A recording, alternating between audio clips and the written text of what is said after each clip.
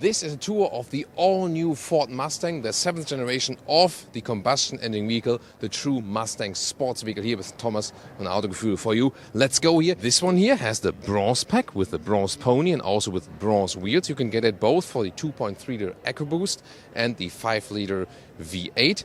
This vehicle here, by the way, you can't see it too much on the outside. I'll show you the difference very soon, is the 2.3-liter EcoBoost. So the entry-level engine, the 4-cylinder. And here also as the Coupe, as a show car version on the LA Motor Show. This one here is the GT as convertible, and you can see here the black accentuation on top of the hood. It's for heat extraction, so the air comes out there.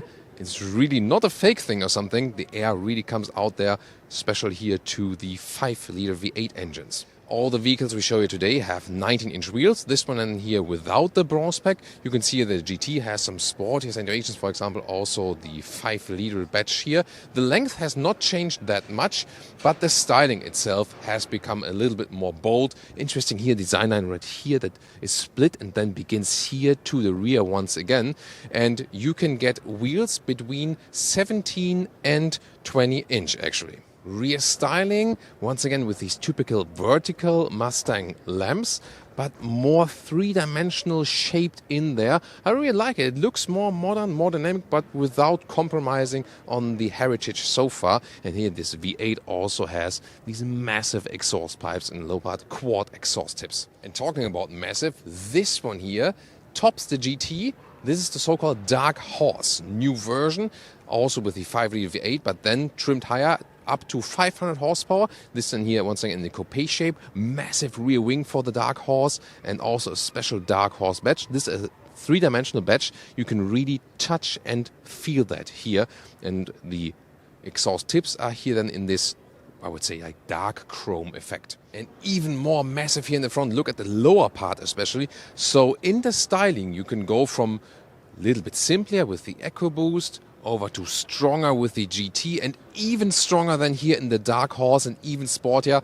So this one looks as, like so far a Shelby version or something, Also like here the accentuations on top of the hood, the wrap and so on.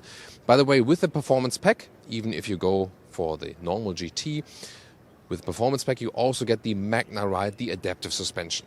The adaptive suspension, by the way, also available for the 2.3-liter EcoBoost.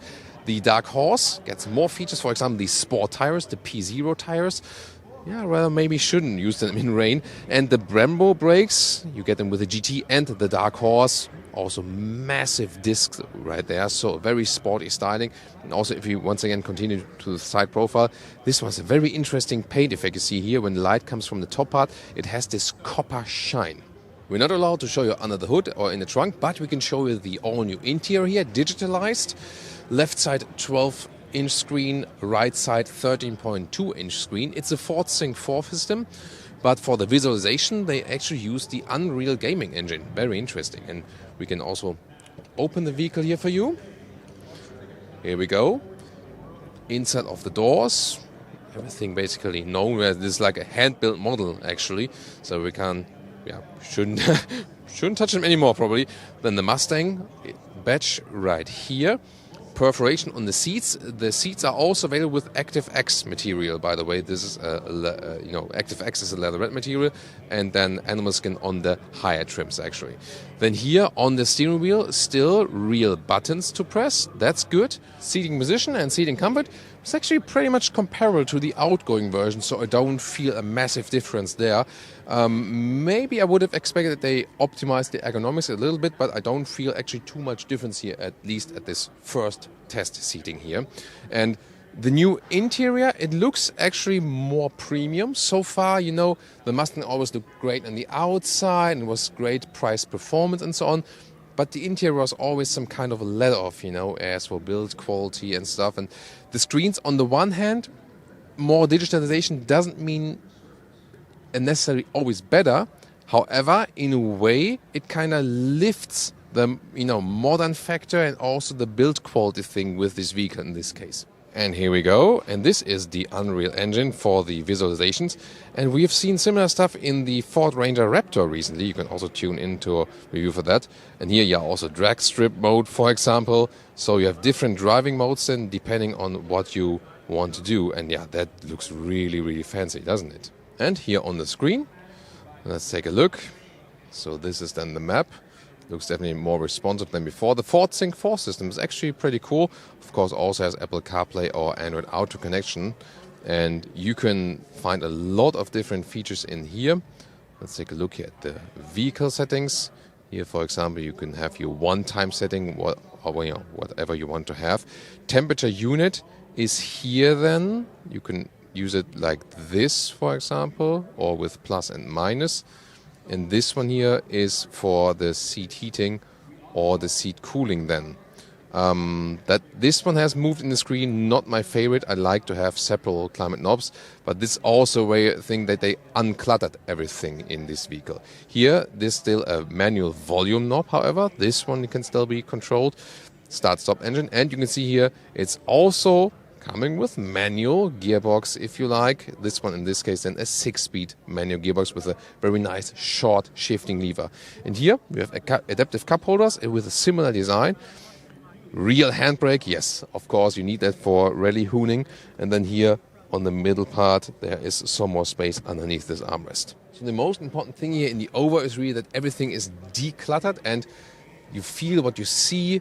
It is indeed more high class from the interior.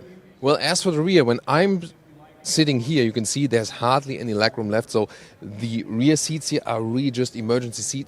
Child seat, there's ISOFIX there. So you can either install some child seats there, or what is maybe possible if you go like on the passenger seat, then you go with 3 adults. For example, move the passenger seat a little bit more forward and then have someone here in the rear. But behind me as a driver, no way. So would you mind taking EcoBoost, a 2.3-liter 4-cylinder engine, or would you rather say, if Mustang, then it has to be the 5-liter V8? Yeah, after all, there's meanwhile also the Ford Mustang Mach-E, the electric Mustang, but of course they don't share anything actually besides the Mustang genes or, let's say, the Mustang visuals on the exterior.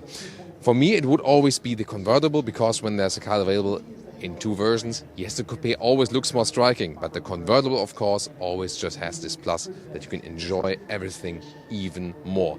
For me, it probably would be the 5-liter V8 convertible then, also with the Active X leather red seats. That would be my pick here actually for today. What about you? Tell me in the comments. Also join us for our previous generation Mustang episodes or for the Mustang Mach-E.